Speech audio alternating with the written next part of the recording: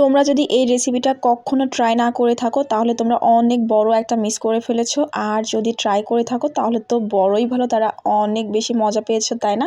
তো চলো, যারা যারা ট্রাই করোনি আমার সাথে এক্ষুনি কিচেনে চলো, আমি কীভাবে বানাচ্ছি তোমাদেরকে জাস্ট দেখাই এক চুটকিতে। আর আমার এত বেশি ভিডিও দেখতে দেখতে মানে এখন লোভ লাগতেছে, লাল ঝোল পড়তেছে যে ইস, আমি যদি আবার বানিয়ে খেতে পারতাম। আমার হাজব্যান্ডের জন্য আমি সন্ধেবেলাই বানাইছিলাম।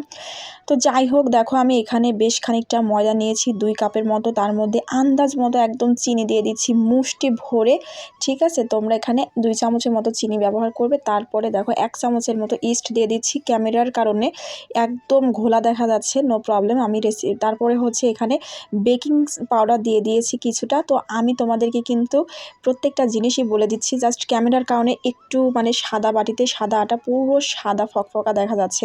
তো বেকিং পাউডারটাও কিন্তু আমি 1/2 চামচের মতো দিয়েছি। আর এখানে দেখো আমি উষ্ণ গরম পানি দিয়ে মেখে নিচ্ছি, তার আগে একটা ডিম ভেঙে নিয়েছি। এত মজার একটা রেসিপি, জাস্ট মানে তোমরা মাথা নষ্ট করা রেসিপি। তারপরে দেখো আটা মাখতে মাখতে এই পর্যায়ে এসে আমি 1 চামচের মতো সয়াবিনের তেল দিয়ে আরেকটু ভালো করে মেখে নিচ্ছি, একদম সফট হবে। আর এইটা যখন ভাজবে তোমরা দেখবে যে মানে ভাজার পরে পুরো সফট হয়ে গেছে, মানে কোনো করকরে ভাব নাই। আর এদিকে দেখো আমি পুরের জন্য চিকেন নিয়েছি একদম কিমা করে। তারপরে আদা রসুনের গুঁড়া দিচ্ছি, বাটা দিবা অনেক বেশি মজা হবে। তারপরে গোলমরিচের গুঁড়া দিয়ে দিলাম, একটু কাঁচামরিচের কুচি দিবে, আমার বেবি খাবে এই জন্য দিলাম না। তারপরে একটু সয়া সস, একটু টালা জিরার গুঁড়া, তারপরে একটু ফিশ সস, একটু চিনি দিলাম, যাতে করে যেহেতু আমি হচ্ছে পুরের মধ্যে দিব, কাঁচা দিচ্ছি, ইজিলি সিদ্ধ হয়ে যায়। আর মুরগির বুকের মাংস এমনি তাড়াতাড়ি সিদ্ধ হয়। তারপরে চিনি দিলাম স্পেশালি সিদ্ধ হওয়ার জন্য, এখানে ক্যাপসিকাম দিয়েছি মরিচের ফ্লেভারটা আসার জন্য, আর কুচনো পেঁয়াজ দিয়ে দিয়েছি। এইটা জাস্ট এখন ভালো করে মেখে নিব, এখনই যে ঘ্রাণ বের হচ্ছে।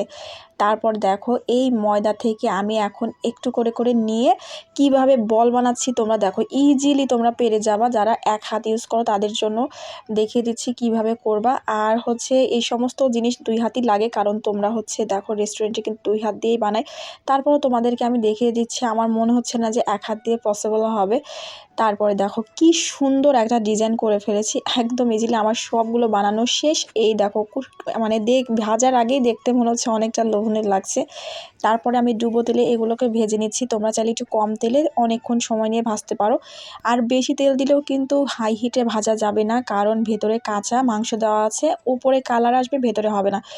জাস্ট কালারটা দেখো এত এত লোভনীয় লাগছে। এটা কিন্তু চিকেন বল বা যেটাই বলো আমরা রেস্টুরেন্টে মানে আমার বাসার পাশে এক রেস্টুরেন্টে খেয়েছিলাম, তারপর থেকে মামার কাছে রেসিপি নিয়ে তো আমি ট্রাই করা শুরু করে দিয়েছিলাম।